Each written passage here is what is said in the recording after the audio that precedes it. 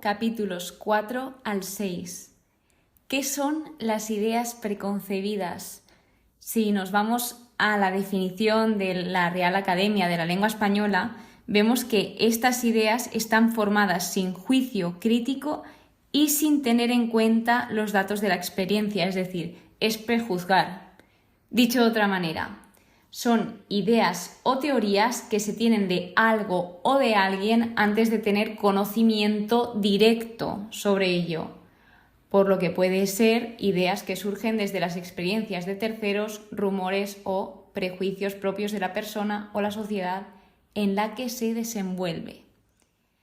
El libro de Job es un libro que está repleto de ideas preconcebidas y este capítulo se basa de esto. Aquí está hablando uno de sus amigos en ese diálogo que están manteniendo Job con sus amigos, y en este caso es Elifaz, que empieza con el capítulo 4 titulado Confianza en Dios. Elifaz, si hacemos memoria, se dice que es hijo de Esaú, el hermano de Jacob, de las tribus de Jacob. Si os suena, pues Elifaz se dice que es su hijo, y esto está en Génesis capítulo 34 versículos 10 y 11. Y él era de Temán, que también se dice que Temán era el centro de la sabiduría. Así que lo que está haciendo Elifaz a lo largo de su discurso es hablar a Job desde su punto de experiencia, desde sus experiencias propias y de lo que sabía. Pero igualmente estaba prejuzgando a Job sin saber en qué contexto se encontraba y en esa situación que él se estaba encontrando de dolor, de angustia, de sufrimiento. Entonces, él primero empieza contando esas buenas obras que hizo Job y que no entendía cómo él, que era quien daba lecciones, quien estaba fortaleciendo a los débiles, que daba ese ánimo a las personas, que ayudaba a los demás en momentos duros, era él el que ahora pues no tenía esperanza, el que no sabía cómo afrontar esto. Entonces, como que no entendía el por qué con los otros sí que funcionaba y con él mismo no. Aquí lo que está haciendo ya es insinuando que Job era incapaz de aplicar a sí mismo lo que predicó a otros. Entonces aquí ya está insinuando, ya se está creando sus propias ideas, que esto lo solemos hacer en varias ocasiones, de no saber el contexto y ya prejuzgar sin darnos cuenta. Hemos de tener en cuenta igualmente que ellos estaban intentando ayudarle, que en ningún momento hacían esto con mala intención, pero sí que ellos tenían clarísimo, no se salían de esa idea de que si a Job le estaban pasando cosas dolorosas, si Job estaba pasando por sufrimiento, era por culpa del pecado, por culpa de algo que él había hecho mal. E incluso en varias ocasiones nombran que a sus hijos les pasó lo que le pasó por pecar, porque para ellos es, si tú obras bien y obras sobre la voluntad del Señor, pues tú vas a ser feliz, vas a ser dichoso y vas a tener pues todo bien, todo correcto. Y en cambio, si tú pues cometes algún pecado o haces alguna obra injusta, Dios te castiga y entonces pues tú aprendes de esa lección, pero pues tienes que pasar por ese arrepentimiento de decir, he hecho mal las cosas. Entonces estaban continuamente diciéndole que él se tenía que arrepentir y volverse humildemente a Dios y que ya con eso pues estaría perdonado. Pero pues igualmente ellos insistían y le remarcaban lo mismo, le decían, recuerda que inocente ha perecido, ¿dónde has visto al justo exterminado? Es decir, audazmente le está diciendo, como os comentaba, que era culpable de algún pecado.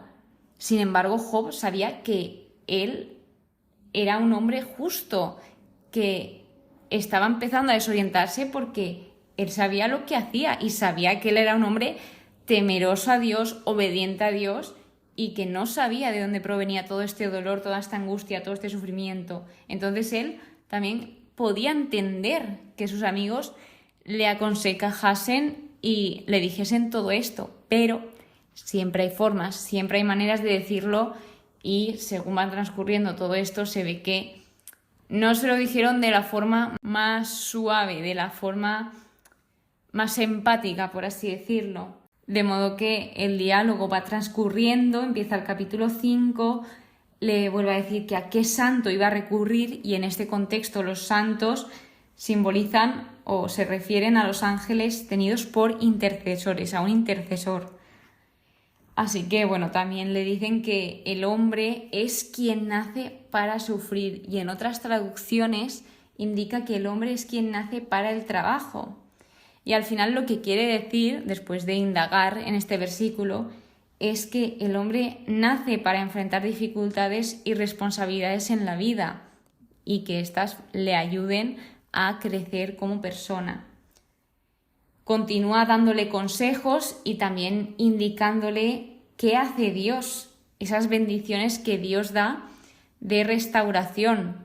Como os decía, aquí le invitaban a arrepentirse ante Dios y decir: he hecho esto mal, perdóname, Señor. Y estaban así constantemente, porque estaban muy convencidos de que Job había pecado. Luego nos deja claro que Dios protege, y le dicen que dichosa la persona a quien Dios corrige, que no desprecie la lección de Shaddai. Es decir, que de las obras de corrección de todas se aprende. De los versículos 18 al 26, de nuevo, vuelve a indicar qué hace Dios. Y pues vemos algunas cosas como pueden ser la paz, la prosperidad, el orden, los descendientes, una buena muerte, etc.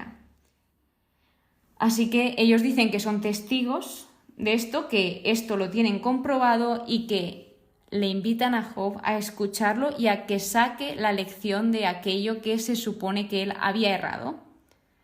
De modo que en el capítulo 6, titulado El hombre rendido solo conoce su miseria, aquí Job responde.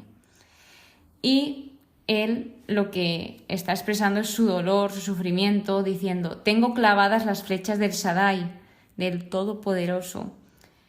Job aquí lo que hace es explicar por qué su sufrimiento era tan profundo y sus palabras fueron tan temerarias, porque al final dijo algunas palabras que tal vez no debió haber dicho, pero pues no somos perfectos y hay veces que el dolor nos influye hasta puntos muy extremos. Entonces sigue comentándonos esa profunda angustia emocional que está experimentando, esa desesperación.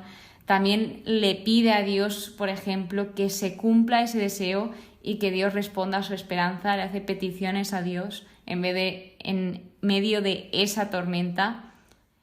Nos dice que nunca ha rechazado los decretos del santo, que aquí santo se refiere a Dios, a Yahvé. O sea, es decir, está diciendo que él es una persona obediente, se empieza a hacer preguntas, se ve débil. Además, no siente esa fuerza interna para enfrentar los desafíos presentes y futuros. Empieza a desconcertarse un poco porque no entiende todo esto que le está pasando. Él sigue ahí con ese pensamiento de que se supone que con todo lo que le está pasando es porque ha hecho algo mal, pero es que él sabe que no ha hecho nada mal. Así que, pues luego suelta un versículo como refiriéndose a sus amigos y también en modo genérico, que dice: quien retira la compasión al prójimo abandona el temor del Shaddai. Aquí se refiere a que Job en sus amigos buscaba esas palabras de consuelo a pesar de todo lo que estaba pasando y no las encontró. Y aquí nos vamos a que al final las grandes verdades mal aplicadas solo lastiman más a los que ya están lastimados. Hay veces que se nos puede endurecer el corazón y podemos decir las cosas de una manera muy brusca a personas que lo están pasando mal en un momento, y como nosotros tal vez hemos salido ya de ese momento o estamos en otro momento de nuestra vida que pues tal vez lo tengamos más fácil, podemos llegar a ser muy duros con esas personas. Entonces debemos de conocer siempre el contexto, y si vamos a decir algo bruto o sabemos que tendemos a decir algo bruto, tener ese autocontrol de parar, y pues si no sabemos las palabras correctas que decir en ese instante, lo mejor es callarnos y acompañar a estas personas para que sepan que estamos ahí. Y también pues podemos comunicar esto de que tal vez no te pueda ayudar con palabras, pero que sepas que me tienes aquí, que tienes todo mi apoyo y que estoy contigo. Y por último, como no paraban de repetirle este típico fundamento teológico, entre comillas, eso de pues los buenos tienen bendición, los malos tienen castigo. Así que le decían, bueno, pues vosotros que no paráis de decirme que me tengo que arrepentir, que estáis insinuando que he pecado en alguna cosa o que también no soy capaz de aplicar todo esto, lo que yo predico a los demás, pues hacedme ver, señaladme dónde está mi error. Que esto es muy común, de que hay personas que tienen ideas preconcebidas, nos las sueltan, pero cuando les dices, señálame qué es lo que estoy haciendo mal o la cosa que sea, no te saben decir el qué. ¿Por qué? Porque son ideas preconcebidas que en muchas ocasiones no tienen fundamento o no tienen incluso lógica. Así que, pues Job está ahí como diciendo, muéstrame qué es aquello que he hecho mal para que así yo me dé cuenta. Entonces, Job, a pesar de pasar por estas grandes tribulaciones, puede discernir esas palabras de Elifaz, de su amigo Elifaz. Y que al final vemos como esas verdades, porque al final Elifaz se está basando como en esa doctrina que él conoce. Y pues tal vez sí que es una verdad, pero en ningún momento le están trayendo ese consuelo ni esa convicción a su amigo que lo está pasando mal. Y que esos consejos, sí, pues son buenos, son correctos y verdaderos, pero están aplicados incorrectamente. Y cuando tú estos consejos, a pesar de que sean verdad, los aplicas incorrectamente, pasan a ser inútiles y al final son mentiras, se convierten en mentira. Entonces, la intención, para quedarnos con algo claro, que la intención de Elifaz y de sus amigos era buena, pero el análisis del problema era equivocada.